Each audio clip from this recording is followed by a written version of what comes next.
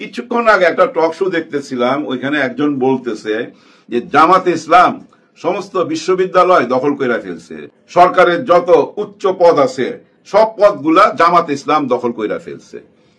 চিন্তা করেন, মানে বিশ্ববিদ্যালয় দখল করছে, সরকারি সমস্ত উচ্চ পদগুলা তাদের দখলে।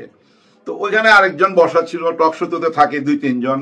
একজন আস্তে কইরা বলতেছে যে উনার যখন সুযোগ আসছে বলার আর কি, তখন উনি বলতেছে যে জামাত সবকিছুই দখল করছে, ঢাকা ইউনিভার্সিটি, উচ্চ পদ সবই ঠিক আছে, কিন্তু আরেকটি দল যে টেম্পো স্ট্যান্ড দখল করছে, বাস স্ট্যান্ড দখল করছে, বালু মহল দখল করছে, মানুষের জমি জমা দখল করছে, সেটা বলবেন না?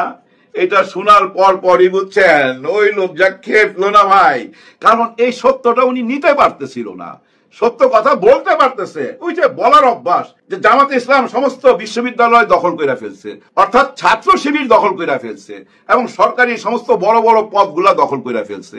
কথা সত্যিই বলছে, ধরে নি আমরা, এটা সত্য। কিন্তু ওনার বিপক্ষে যে ছিল, উনি যখন বললো টেম্পো স্ট্যান্ডের কথা, বাস স্ট্যান্ডের কথা, বালু মহলের কথা, তখন খেপে গেছে। দেখছেন সত্যটা শোনা কত কঠিন, সত্যকে হজম করা যায় না। আবার কিছু সুশীল বুদ্ধিজীবী আছে, বাঙ্গু বুদ্ধিজীবী।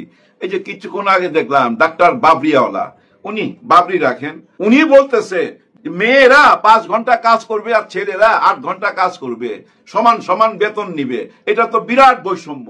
এটা উনি মাইনা নিতে পারতেছে না। উনি দেখেন কি করতেছে, উনি একটা সত্যকে না উল্টায়া বিকৃত করতেছে। এই ডাক্তার বাবরিয়াওয়ালা কি করতেছে জানেন, একটা সত্যকে না অন্যদিকে নিয়ে যাইতেছে মানুষকে ভুল বুঝাইবার জন্য। পণ্ডিত লোক তো, জ্ঞানী লোক, ওনার জ্ঞানটা দেখেন কত নোংরা ভাবে ব্যবহার করতেছে। মূল ঘটনা কি জানেন, আমাদের ডাক্তার শফিকুর রহমান স্যার তো এখন আছে বিদেশে, প্রবাসে আছে। প্রবাসী ভাইদেরকে তো আমরা অনেকেই ভুলে গেছি, তাই না? মনে রাখি নাই জুলাই গণ অভ্যুত্থানে তাদের যে অবদান, সেটাও আমরা মনে রাখি নাই, অনেকেই মনে রাখি নাই, ভুলে গেছি। দেখেন না, আমরা বলি তারা কেন ভোটের অধিকার পাবে, তাদের কি অবদান আছে, এরকম কথা এই মিডিয়াতে শুনছেন না? খুব বড় নেত্রী, কিন্তু উনি সংসদে গেছিল এর আগে, উনি বলতেছে তাদের কি অবদান আছে, তারা কি জেল খাটছিল যে তারা ভোটের অধিকার পাবে? কিন্তু জামাত ইসলাম সেই অধিকার এনে দিছে। কেন এনে দিছে? জামাত ইসলাম ভুলে নাই ওনাদের অবদানের কথা। টাকা পয়সা পাঠানো যখন বন্ধ করে দিল, একদম শটডাউন করে দিল যে আমরা কোনো রেভিডেন্স পাঠাবো না, তখন কি হয়েছিল পলকের অবস্থা? শেখ হাসিনা ইশারা দিছিল তাড়াতাড়ি মাপ চা, মাপ চা, মাপ না চাইলে তো পুরা ধরা। তখন পলক আইসা মাপ চাইতেছিল, মাপ কইরা দেন, মাপ কইরা দেন। সেই প্রবাসীদেরকে আমরা ভুলে গেছি। হ্যাঁ, এই 5ই আগস্টের পরে কয়জন রাজনীতিবিদের মুখে প্রবাসী ভাই বোনদের কথা শুনছেন? কেউ কি মনে রাখছে? না, মনে রাখে নাই। জুলাই সনদপত্র ওই যে 17 তারিখে যেদিন পাঠ করলো, ওইখানে 2-1 লাইন ছিল প্রবাসী ভাইদের কথা, প্রবাসী ভাই বোনদের নিয়ে 2-3 লাইন লেখা হয়েছে, বেশি কিছু লেখা হয় নাই। মানে গা ছাড়া একটা ভাব। কিন্তু জামাতে ইসলামের ডাক্তার শফিকুর রহমান স্যার ভুলে নাই।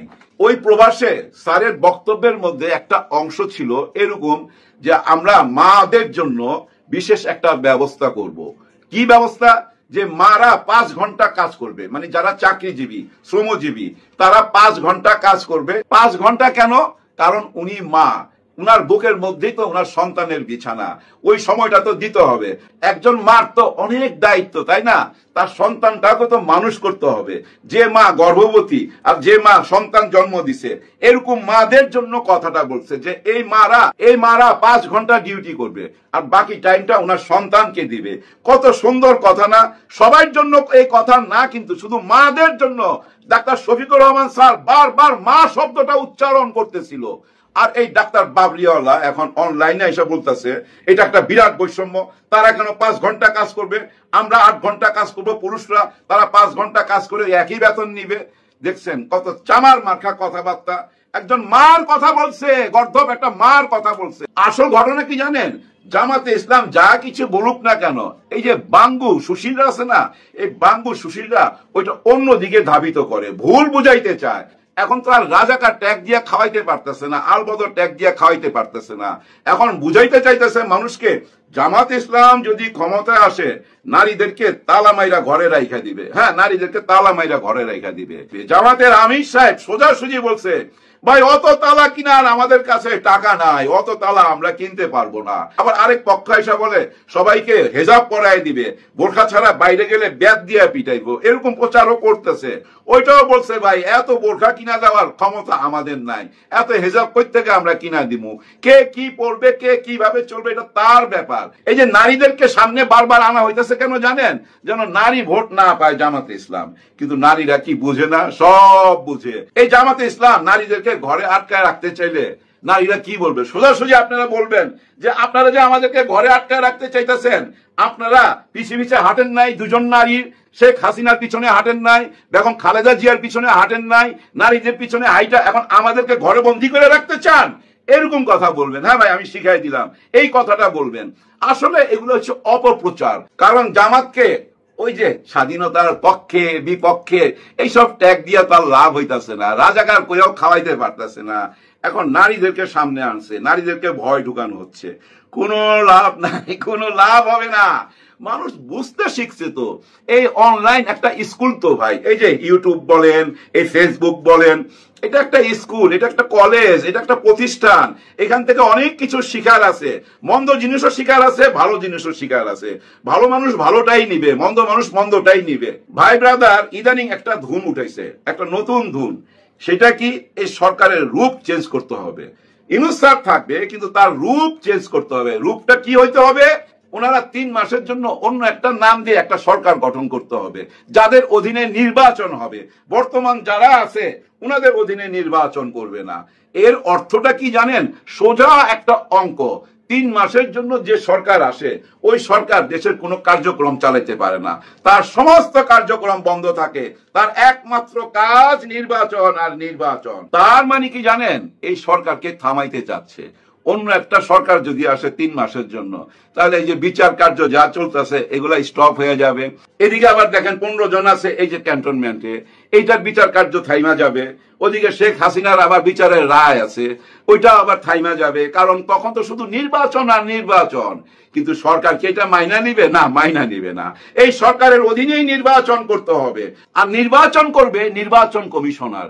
এই সরকারও তখন নির্বাচন কমিশনারকে সহযোগিতা করবে, ওনার অধীনে থাকবে। মেইন থাকবে কিন্তু নির্বাচন কমিশনার, ওনার অধীনেই তখন দেশ চলতে থাকবে। উনি যা কিছু করবে বর্তমান সরকার তাকে সাপোর্ট দিবে। এখন একটা নতুন সরকার আই না, 3 মাসের জন্য ভেজাল লাগায় লাভ নাই। আর সরকার এগুলা কানেও নিবে না। সরকার যেভাবে দেশ চালায় নিয়ে যেতেছে ওইভাবেই নির্বাচন পর্যন্ত যাবে। কিন্তু নির্বাচনটা কি সুষ্ঠু হবে? এইটা নিয়ে বিরাট প্রশ্ন। কারণ শেখ হাসিনার ভয়েস রেকর্ড বাইরেছে আজকে, উনাকে কিন্তু থামতে বলছিল, থামবে না, উনি থামবে না, উনি এসব পরোয়া করে না। উনি আজকাল সরাসরি বলছে আন্তর্জাতিক বিচার ট্রাইব্যুনালকে এটা একটা জঙ্গি ট্রাইব্যুনাল, একদম সরাসরি বলছে। এবং এইটাও বলছে ডক্টর ইউনূস হলো হেড, একদম এই জঙ্গিদের হেড হলো ডক্টর ইউনূস। 5ই আগস্টে যা কিছু ঘটছে ডক্টর ইউনূস এগুলা টাকা দিয়ে করেছে, সব কিছু টাকা দিয়ে করাইছে। কারণ কি জানেন? উনি তো টাকা দিয়ে অনেক কিছু করাইতে পারে। উনি মনে করে সবকিছু টাকা দিয়ে হয়। হ্যাঁ, সবকিছু টাকা দিয়ে হয়। উনি হুমকি দিছে, উনি বলতে দিল্লি থেকে হুমকি দিছে, দিল্লিরই হুমকি, এটা ধইরা নেন। হুমকিটা কি? নির্বাচন কিভাবে হয় দেখে নেবো। তার মানে নির্বাচন করতে দিবে না।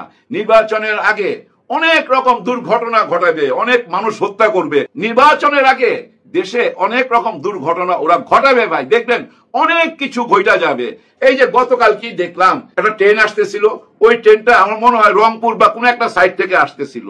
কিন্তু আর্মির কাছে খবর ছিল এই ট্রেনের মধ্যে অনেক মালপত্র আসতেছে, বুঝছেন? ওইগুলো আসতেছে, বোমা বানাইবার সরঞ্জামও আসতেছে। ট্রেনটা যখন এই স্টেশনে ঢুকে, ঢাকার কোন একটা স্টেশনের মধ্যে যখন ঢুকতেছে, হঠাৎ করে চারিদিক থেকে আর্মি ঘিরা ফেলাইলো। সঙ্গে ভাই 10-15টা কুকুর পুরা ট্রেনের মধ্যে ঢুইকা গেল। ট্রেনের মধ্যে ঢুইকা দেখেন ঠিকই বাইর করছে পিস্তল, গুলি আর ওই যে বোমা বানাবার সরঞ্জাম। এগুলা কেন আনতেছে জানেন? এগুলা আনতেছিল এই নির্বাচনটাকে বানচাল করার জন্য। নির্বাচনে তারা বহুত গন্ডগোল করতে চাইবে, কিন্তু গন্ডগোল কি করতে পারবে? না, করতে পারবে না। পিঠের চামড়া থাকবে না, পিঠের চামড়া তুইলা ফেলাইবে ভাই। কারা তুলবে জানেন? এই আইন বিভাগ। আপনারা কি মনে করছেন এই আর্মি পুলিশ এরা চুপচাপ দেখা যাবে? না না, দেখা যাবে না। সবাই ভিতরে ভিতরে তৈরি হইতেছে। এখন প্রশ্ন করতে পারেন, গত 15 মাসে তো ভাই কিছুই দেখলাম না, এমন কিছু চোখে পড়লো না। হ্যাঁ ভাই, অনেক রকম প্রবলেম ছিল। আপনারা অনেক টেলিফোন ভয়েস দেখেন না? এই যে আজকে একটা কুষ্টিয়ার টেলিফোন ভয়েস আছে, একটি বড় দলের নেতা একজন এসআই কে ফোন দিছে। এসআই কে ফোন দিয়া ভাই যা তা ধমক। ঘটনা হয়েছে কি জানেন? ওই এসআই গেছিল একজন মাদক ব্যবসায়ীকে ধরার জন্য, ওই যে ইয়াবা ব্যবসায়ীকে ধরতে গেছে। আর তাকে যখন ধরতে গেছে, আরেক নেতা এসে বাধা দিছে। শুধু বাধা দেয় নাই, পুরা বাজারে তার লোকজন জড়ো কইরা পুলিশকে হুমকি দিতেছে এবং সে বলতেছে অমুক নেতাকে ধইরাই না, এখানে ল্যাংটা কইরা পিটামু, দেখি কে কি করে। পুলিশের সামনে পুলিশ তখন তাকে ধইরা নিয়ে আসছে। বেটা তুই আমার সামনে আরেকজনকে মাইরা ফেলাইবার হুমকি দেস, এই জন্যই তোকে অ্যারেস্ট করলাম, চল। ওকে নিয়ে আসছে। ওকে নিয়ে আসার পর বড় নেতা তাকে ফোন দিছে, মানে ওই এসআই কে ফোন দিয়া যা তা ভাষা ইউজ করতেছে। কিন্তু ওই এসআই সাহেব অনেক ধৈর্যশীল, চুপচাপ শুইনা গেছে। চুপচাপ শুইনা খালি বলছে যে আপনি আমার টাকা দিয়ে কিনতে পারবেন না, আমি আপনার খাইও না পড়িও না, ভাষা ঠিক করেন, ঠিক মতো কথা বলেন। ওই বড় দলের নেতা কি বলতেছে জানেন? তোর মতো এসআই কে আমি পকেটে রাখি, অনেক ওসি কে আমি পকেটে রাখি। এই হলো দেশের অবস্থা। ওরা ভুইলা গেছে সবচেয়ে বড় রংবাজ কে ভাই? পুলিশ সবচেয়ে বড় রংবাজ। যখন পুলিশ ঘুইরা দাঁড়াবে না, তখন টের পাবি, পিঠের চামড়া থাকবে না। এই আর্মি যখন ঘুইরা দাঁড়াবে, পিঠের চামড়া থাকবে না, এটা মনে রাখো ভাই। তোমরা ভাবছো যা ইচ্ছা তাই কইরা বেড়াইবা। ভাই ব্রাদার, আপনারা তো জানেন 5ই আগস্টের আগে এই পুলিশ প্রশাসনকে, এই আর্মিকে, এই র্যাবকে কিভাবে ব্যবহার করছে শেখ হাসিনা। এইসব অপকর্মেতে অনেকে নিজের ইচ্ছা জড়াইছে, অনেকে উপরের চাপে জড়াইছে, চাকরি বাঁচাইবার জন্য জড়াইছে। কিন্তু এটা যে অন্যায়, এটা তো ভাই প্রমাণ হয়ে গেছে। এটা ভুল, এই জুলুম হারাম, এটা এখন সবাই বুঝতে পারছে। এখন কি ওই অবস্থায় নিয়ে যেতে পারবেন? ওই আগের অবস্থায় শেখ হাসিনার আমলে যেরকম ছিল ওরকম অবস্থায় নিয়ে যেতে পারবেন না? আমি চ্যালেঞ্জ দিয়ে বলতে পারি, ওই আগের অবস্থায় শেখ হাসিনার আমলে যে অবস্থায় আপনারা এই দেশকে নিয়ে গেছিলেন, ওই অবস্থায় নিয়ে যাইতে পারবেন না। যদি নিয়ে যাইতে চান তাহলে কিন্তু এই জেএনজি আবার জায়গা উঠবে। টিকতে পারবেন না ভাই, টিকতে পারবেন না। ভুলে গেলে হবে 36 দিন কার সাথে লড়াই করছে? শুধু কি শেখ হাসিনা? না না না, দিল্লির সাথে লড়াই করছে। ভারতের সবচেয়ে বড় গোয়েন্দা সংস্থা যারা এখানে জায়গা করছিল তাদের সঙ্গে লড়াই করছে, অর্থাৎ ইন্ডিয়ার সাথে লড়াই করছে, ইন্ডিয়ার দালালদের সাথে লড়াই করছে। ওই 36 দিনে দেখেন ইন্ডিয়াকে পরাজিত করছে, ইন্ডিয়ার দালালদেরকে পরাজিত করছে। আপনারা যারা আবার ওই অ্যাঙ্গেলে যাবেন তাদেরকে পরাজিত করতে 36 দিন লাগবে না ভাই, 36 দিন লাগবে না, 36 ঘন্টাই এনাফ। আমি মনে করি 36 ঘন্টাই এনাফ। কেন এনাফ বললাম? একটু বিশ্ববিদ্যালয়গুলোর দিকে তাকান। এই জাহাঙ্গীরনগর বিশ্ববিদ্যালয় এক জাউরায় কি করছিল? 100 ধর্ষণ কইরা উনি একটা অনুষ্ঠান করছিল এবং ফুলের মালা দিয়া তাকে বরণ করা হয়েছে। এইসব বিশ্ববিদ্যালয়গুলোর ভিতরে রাতের বেলা তাদের হোস্টেলের মধ্যে বাইরের অনেককে ভাই ধইরা নিয়ে যায়, জিম্মি কইরা টাকা পয়সা আদায় করতো, মাদকের ব্যবসা চলতো, যা ইচ্ছা তাই হইতো ভাই। এই বিশ্ববিদ্যালয়ের কম্পাউন্ডে যা ইচ্ছা তাই হইতো। এখন কি যা ইচ্ছা তাই করতে পারবেন? কইরা দেখান তো, পিঠের চামড়া থাকবে না। হ্যাঁ ভাই, পিঠের চামড়া থাকবে না। বিশ্ববিদ্যালয়গুলোর মধ্যে আবার লেখাপড়ার পরিবেশ ফেরত আইছে। 1977 সালে ছাত্র শিবির যে উদ্দেশ্য নিয়ে এই ছাত্র শিবির গঠন করছিল, তাদের একমাত্র উদ্দেশ্য ছিল ছাত্ররা শুধু লেখাপড়া করবে এবং তাদের মেধা দিয়া এই দেশকে গইরা তুলবে। এইটাই ছিল মূল উদ্দেশ্য। এই উদ্দেশ্যটা বহু বছর পর, বহু যুগ পর সফল হয়েছে। কেন সফল হয়েছে? নেতা ঠিক আছে। নেতা যদি ঠিক থাকে ভাই, কর্মী কোনোদিন ভুল করতে পারে না, ভুল করার সাহস পায় না। ঠিক তেমনি একজন নেতা চাই পুরো বাংলাদেশের জন্য। আজকে বিশ্ববিদ্যালয়ের যে পরিবেশ, এই একই পরিবেশ চাই সারা বাংলাদেশে, এবং সারা বাংলাদেশে সাদিক কায়েমের মতো, ছাত্র শিবিরের মতো এরকম নেতা চাই। আর এরকম নেতা আমাদের সামনে আছে, শুধু এখন বাইছা নিতে হবে। একটা সুন্দর নির্বাচনের মাধ্যমে আমরা একটা ভালো নেতা বাইছা নিবার সুযোগ পাবো।